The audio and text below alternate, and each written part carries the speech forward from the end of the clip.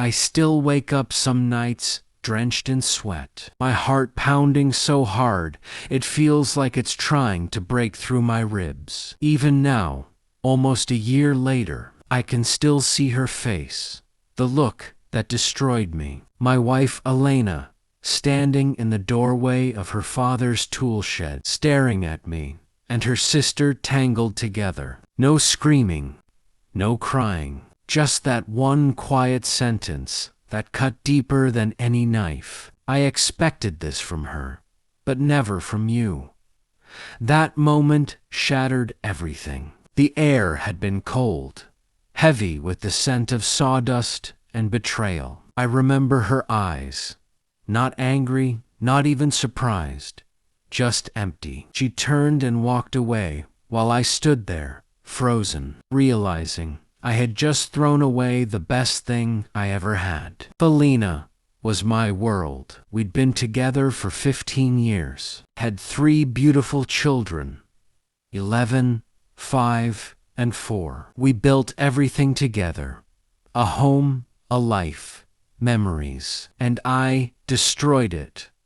All in a moment of stupidity with Sophie, her younger sister. Sophie was fun, impulsive, the life of every party, everything Elena wasn't. Or so I told myself when I needed an excuse. What started as harmless flirting turned into stolen glances, then quiet messages, and then that night, the night that still keeps me awake. It was Christmas Eve of all nights. The house was full of laughter, the smell of turkey, and the soft glow of string lights. And in the middle of all that warmth, I managed to create something cold and vile. I told myself it was a mistake, a one-time thing. But there's no such thing as a one-time betrayal. The moment Elena saw us, everything changed. I chased her out of the shed, begging,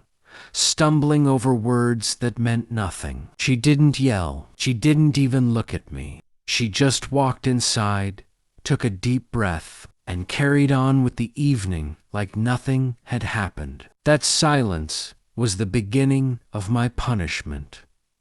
The following days were unbearable. Felina didn't confront me again. She didn't throw things, didn't tell anyone. Instead, she just withdrew. Around the kids, she smiled and laughed, played board games, and tucked them into bed. But when we were alone, she said nothing. We'd sit on the couch at night, watching the same detective shows we used to comment on together. But now, there was no conversation. She'd stopped talking during the movies. No more jokes, no more playful interruptions. The silence between us grew wider each day, until it felt like we were living in 2 separate worlds inside the same house. I tried to apologize, to talk, but every time I opened my mouth, her eyes told me not to. I couldn't even look at myself in the mirror anymore. Nights were the worst. She'd sleep with her back to me, her breathing calm and steady, while I stared at the ceiling, hating myself for what I'd done. I wanted her to scream, to cry. Anything would have been easier than her quietness. But she gave me nothing. A month later, something changed. She started smiling again. At first, it was subtle, a small curve of her lips when she was cooking or reading. Then she began humming while cleaning, dressing up again, even wearing perfume. She laughed with the kids. And for the first time in months, I saw a spark of her old self. Hope crept in, and I foolishly believed that maybe she was healing, maybe forgiving me. But deep down, something didn't feel right. Her smiles didn't reach her eyes. There was a precision in her calmness, as if every movement was deliberate. Then, one evening, while I was sitting on the couch, she walked in, holding a glass of wine, and said casually, "I'm hosting Christmas dinner this year." I blinked, confused. "You mean here, at our house?" She nodded, smiling. "Yes, everyone's invited. Mom, Dad, cousins, friends, and Sophie." My throat tightened. "Felina, are you sure?" I asked cautiously. Her voice was soft but firm. "Family is family, Mark. I'm done holding grudges." The way she said it sent a chill through me. But I said nothing. I had no right to question her. Over the next few weeks, Alina threw herself into preparations. She decorated the house beautifully. Garlands, lights, candles, she ordered catering, bought matching tableware, and even planned games for the kids. She was radiant, cheerful, and efficient. Watching her, I felt something between awe and fear. I wanted to believe this was her way of moving forward. But something in the air felt heavy, like the calm before a storm. The night before Christmas, I couldn't sleep. I lay awake, listening to the faint sound of her wrapping gifts in the other room. She hummed softly, the same song she used to sing when we were first married. That melody, once comforting, now made my chest ache. I didn't know it then, but I was hours away from witnessing the most brutal kind of revenge.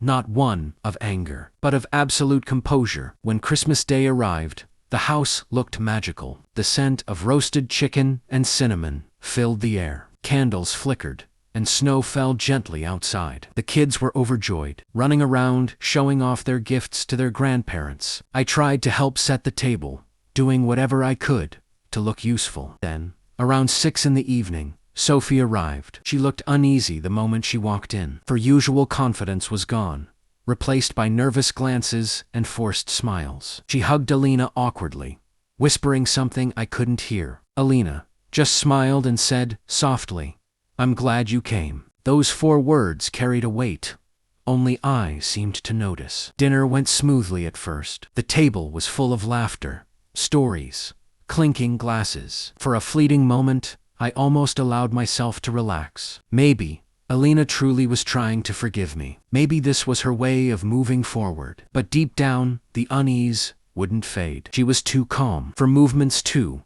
measured. Halfway through dessert, Alina stood up. She tapped her glass gently with a spoon. The soft chime cut through the laughter, pulling everyone's attention toward her. She looked stunning, her hair pinned neatly, her dress a deep red that made her glow in the candlelight. Her face was serene, her eyes unreadable. "I just want to thank everyone for being here tonight," she began, her voice warm and steady. "This year has been challenging, but it's taught me something very important, that honesty always finds its way to the surface, no matter how deeply you try to bury it." My stomach dropped. I could feel every heartbeat echoing in my throat. I glanced at Sophie. She looked pale, her fork frozen halfway to her mouth. Belena's gaze flicked between us, slow, deliberate. "And speaking of honesty," she continued, "I think it's time to share a little truth." Her father chuckled lightly, unaware of the tension in the air. "Oh, what's this about?" Alina smiled, but her eyes sharpened. "Last Christmas, while all of us were celebrating inside, Mark and Sophie were in the tool shed together." The room fell silent. The only sound was the faint ticking of the wall clock. My heart felt like it had stopped beating entirely. Sophie's hand trembled. Her mother's eyes widened in shock. Her father's face turned red, his jaw tightening in disbelief. Sophie tried to speak. "Alina, please." But Alina held up a hand, calm and graceful. "No, Sophie, you've said enough. You both did." Her voice never rose. She wasn't angry. She was in complete control. That made it worse. She looked around the table, meeting every pair of stunned eyes. "I kept this secret for a year, because I didn't want to ruin another Christmas. I wanted to see if I could forgive. But forgiveness doesn't come from pretending something didn't happen. It comes from acknowledging it and letting go." Her parents sat in stunned silence. Sophie was on the verge of tears. I couldn't move. Alina looked directly at me, her expression soft yet unyielding. "So tonight, I'm letting go," she said quietly. "I invited everyone here, so I wouldn't have to carry this secret anymore. I didn't want my children to grow up thinking their father and their aunt were perfect people. They'll learn one day that even adults make mistakes, and that those mistakes have consequences." She lifted her glass, her hand steady, "To truth, and to moving on." Then she took a sip, set her glass down, and calmly walked out of the room. No one spoke for what felt like an eternity. Sophie burst into tears. Her mother covered her mouth in shock, and her father just stared at me, disappointment and rage burning in his eyes. I wanted to disappear, to sink through the floor and never come back up. I stood up, stumbling after Alina, calling her name, but my voice cracked like glass. She was in the bedroom, calmly packing a small suitcase. I froze in the doorway, breathless. "Felina, what are you doing?" She didn't look up. "I'm going somewhere peaceful," she said softly. "Somewhere. The silence won't hurt anymore." "Lena, please," I begged. "I'm sorry. I'll do anything. I'll fix this." She finally turned to me, her eyes tired but steady. "You can't fix something that's already broken, Mark." She paused, her gaze softening just slightly. "You thought I didn't know what I was doing tonight, didn't you? That I'd forgiven you, that I wanted to move on." She sighed. "That's the thing about betrayal.